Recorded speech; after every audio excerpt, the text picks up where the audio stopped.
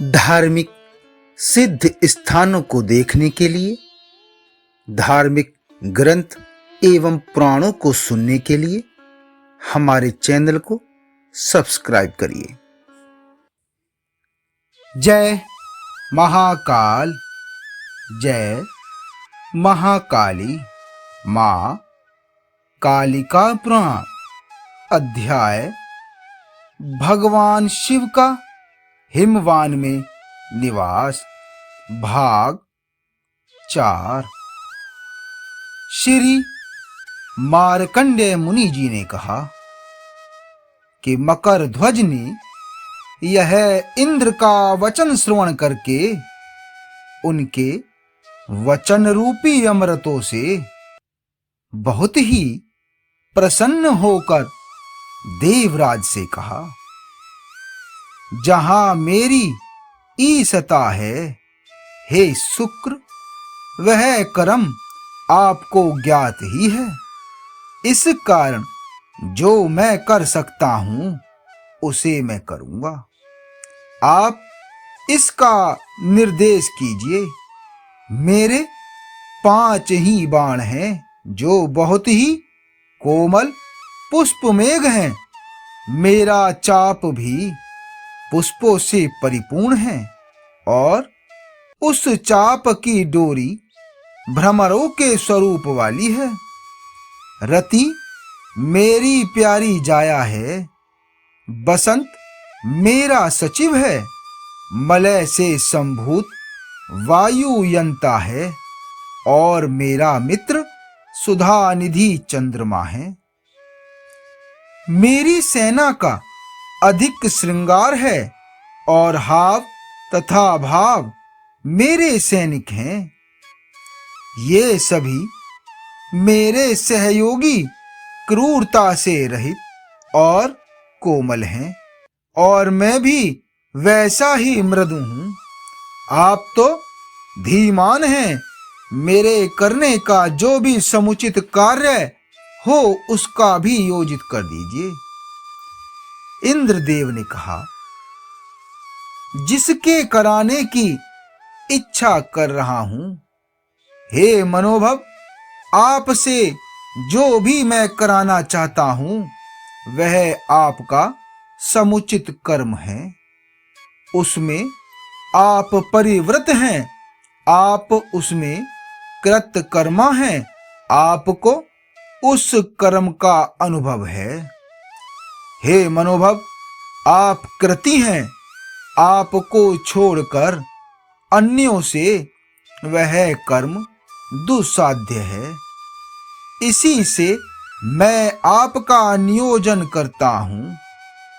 यह सुना जा रहा है कि हिमालय के प्रस्थ में वृषभध्वज ध्यान में स्थित हैं और वधू के लिए वे आकांक्षा से रहित हैं। पिता के वचन से मां काली सखियों के सहित नित्य ही हर की अनुमति में होकर अब सेवा किया करती हैं। वे शंभु तपश्चर्या कर रहे हैं। यद्यपि वह समारूढ़ यौवन वाली युवती हैं। स्त्रियों में रतन के समान परम दिव्य हैं और अत्यधिक सुंदरी भी हैं, किंतु महादेव जी ध्यान में ऐसे आसक्त हैं कि उनको मन से भी नहीं चाहते हैं। अतः जिस रीति से भी आप यह कार्य करिए, इनमें देवों का और जगतों का परम हित है। यही जानकर आप ऐसा करें। वृषभध्वज जिस प्रकार से भी उन सती के साथ अनुराग वाले होकर रमण करें, वैसा ही आप करें। उनके रमण करने पर हर का जो तेज प्रच्युत होगा और उनसे जो भी पुत्र समुत्पन्न होगा, वही हमारा इस तारक से उद्धार करेगा। श्री मार्कंडेय मुनि जी ने कहा कि कामदेव ने देवराज इंद्र के वचन का श्रवण करके पहले श्री ब्रह्मा जी के दिए हुए शाप का काल प्राप्त हो गया है। यह स्मरण किया था संध्या करने वाले विधाता पर जिस समय अपने शस्त्र की परीक्षा की थी, जो उस समय कामदेव ने पुष्प के बाणों से प्रहार किया था, और उसी अवसर पर विधाता ने उनको शाप दे दिया था। हे द्विज सत्तमो, विधाता ने कहा कि तू भगवान शंभु के नेत्र की अग्नि से दग्ध हो जाएगा। जिस समय भगवान हर गिरि की पुत्री को पाणी प्रणीता भार्या करेंगे, उसी समय आप शरीर के द्वारा संपूर्णता को प्राप्त कर लेंगे। विधाता के शाप का स्मरण करके भयभीत कामदेव ने शुक्र के वचन से हर को काली के साथ योजित कर देने के कार्य को स्वीकार कर लिया था, और फिर उस काल के सदृश कामदेव से यह वचन कहा था।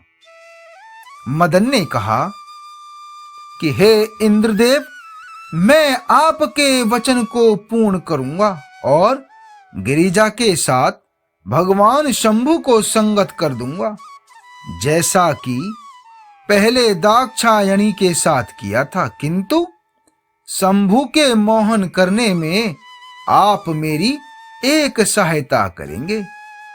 जिस समय में सम्मोहन के द्वारा हर का सम्मोहन करूं, उस अवसर पर आप मेरी सहायता करें।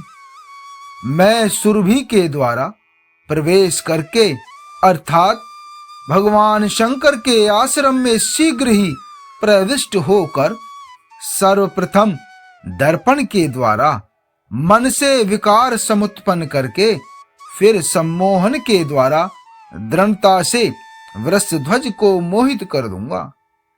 आप काल के प्राप्त होने पर मेरा स्मरण करोगे और पालन का ध्यान रखोगे। हे बलसूदन, वह कार्य करने के लिए मैं जाता हूं। श्री मार्कंडेय महर्षि जी ने कहा कि इतना कहकर वह कामदेव भगवान शंकर के आश्रम में गया। इंद्र ने भी उस अवसर पर सब देवों से यह कहा था कि जहां पर कामदेव जाएं, वहां पर आप लोग इनकी सहायता करें। वहां पर अनुगमन करके समय समय पर मुझको बताओगे। जिस सम्मोहन के द्वारा यह कामदेव भगवान शंकर को सम्मोहन करेंगे, हे सुरगणों, उस समय मैं भी वहां पर जाऊंगा, ऐसा मुझको जान लो। इस प्रकार इंद्रदेव द्वारा कहे गए देवगण कामदेव के पास चले गए थे। वह कामदेव भी गमन कर गया था जहां पर भगवान शंभु गिरि के गंगा अवतरण स्थल में हिमाचल के शिखर पर थे। सुरभि को नियोजित कर दिया था।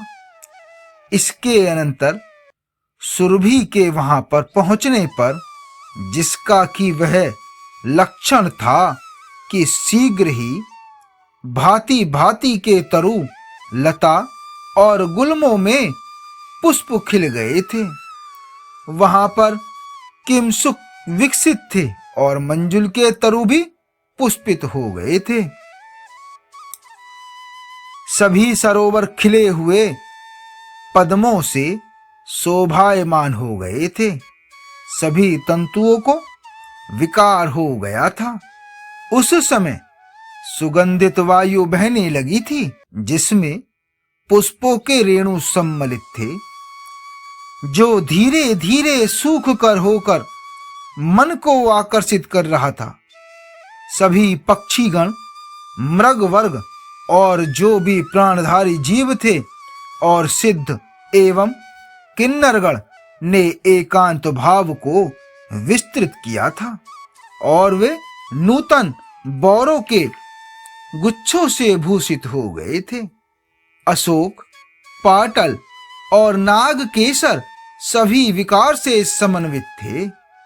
हे द्विजो, भगवान शंभु के गण भी प्रत्यक्ष में विकार वाले हो गए थे, किंतु शंभु के भय से इधर उधर भ्रमण कर रहे थे।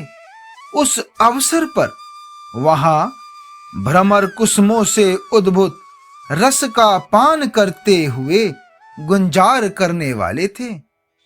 इस प्रकार से सुरभि के प्रवृत्त हो जाने पर श्रृंगार ने अपने गणों के साथ हाव भावों से संयुक्त होकर हर के समीप प्रवेश किया था। वहां पर कामदेव तो अपने गणों के सहित चिरकाल तक निवास करने वाले हो गए थे। उस समय कोई भी ऐसा छिद्र शंभु में नहीं थका था जिससे वह उस समय में वह भय से विमोहित हो गया था। मदन आगे गमन करने वाला नहीं हुआ था, क्योंकि रति के द्वारा वह वारित कर दिया गया था। हे द्विज सत्तमो, इस प्रकार उसको बहुत सा समय व्यतीत हो गया था। उस समय उन यति शंभु में उसने कोई भी छिद्र नहीं प्राप्त किया। प्रज्वलित अग्नि सदृश और लाखों सूर्यों के समान प्रभा वाले ध्यान में स्थित भगवान शंकर के पास पहुंचने के लिए कौन समर्थ था?